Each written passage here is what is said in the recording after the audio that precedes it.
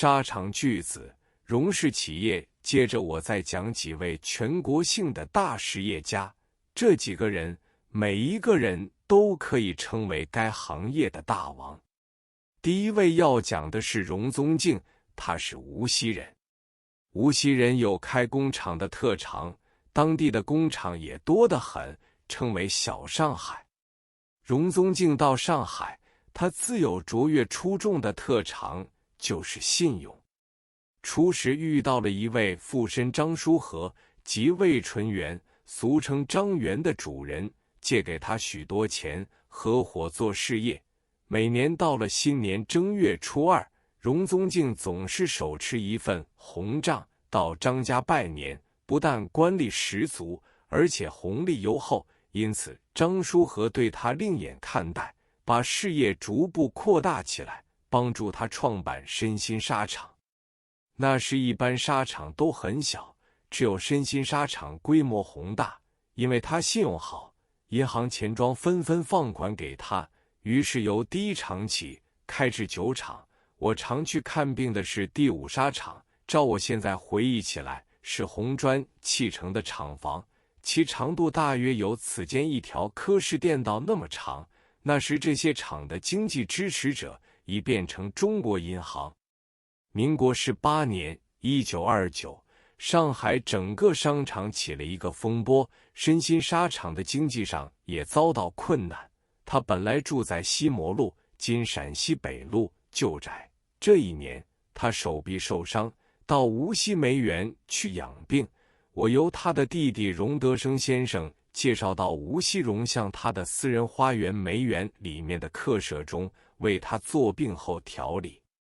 梅园后面有一个宗敬别墅，建筑的十分雅致，隔壁造了一个很大的庙宇，叫做开元寺。这一年开元寺正在动工兴建，还没有完全竣工。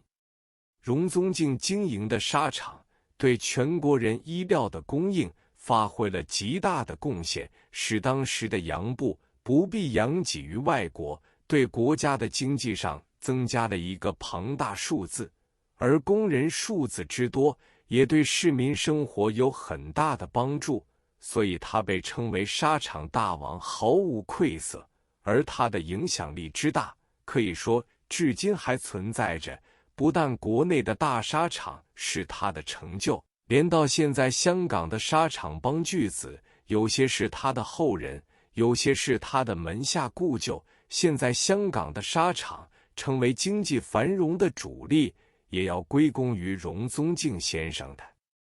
上海市东南灵器所中，人才辈出。我再讲一个故事，从前布匹的染色往往洗了几次就会褪色，唯有一种外国来的阴丹士林，白洗不褪。从前这种技术是秘密的，中国人无法学得到，只有日本人学到了这个秘诀。但是日本的染厂也严谨地守着秘密，学徒只限于日本人，对中国学徒是不收的。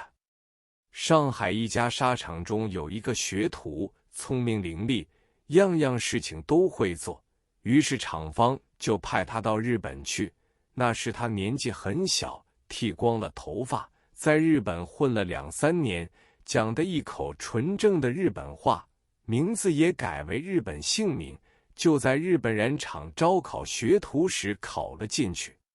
过了几年，阴丹士林不褪色的秘密他已完全学到，于是他携着这个本领回到上海，也做出不褪色的布料来了。这个学徒后来成为纱厂染厂的厂长，又到香港来开设一家很大的染织厂，现在又到非洲去发展了。纱厂是不容易经营的，经常受到市面的影响，销售有盛衰、亏折和倒闭的不乏其例。我举一个例，从前上海总商会副会长聂云台，他是聂中诚的儿子，他的母亲是曾国藩的女儿，闺名几分，簪缨世家，积资甚丰。聂是为了提倡实业起见，办了一个大中华纱厂。我的堂兄陈伯桃辞掉了沪宁、沪杭2路工程处的职务，到大中华纱厂去担任总务主任，不料只有短短的2年，这家纱厂就溃折殆尽。聂云台从此多病，退休在家，一天到晚卧在床上研究医药。他常常邀我去看病，但他对疾病用药知识丰富，为他开一张药方，总要讨论半小时左右。他的母亲聂老夫人很受人尊敬，自号崇德老人，对医药更有研究，出过一部《崇德老人验方录》。他为人慈祥，谈话也很文雅，谈到清末宦海名人患的什么病，用的什么药，最后是怎样死的，历历如数家珍。我替他看病更是小心翼翼，有时要带着古本医书和他商讨之后方才处方。聂云台的住宅在法租界马思南路、金丝南路，隔壁是一条很宽阔的弄堂，里面有几幢小型花园住宅，是李时增等发起建造的，住的人都是李氏的友好，如程潜、秦震、梅兰芳等。因为崇德老人常常口头为我宣扬，所以我也替这几位名人看过病。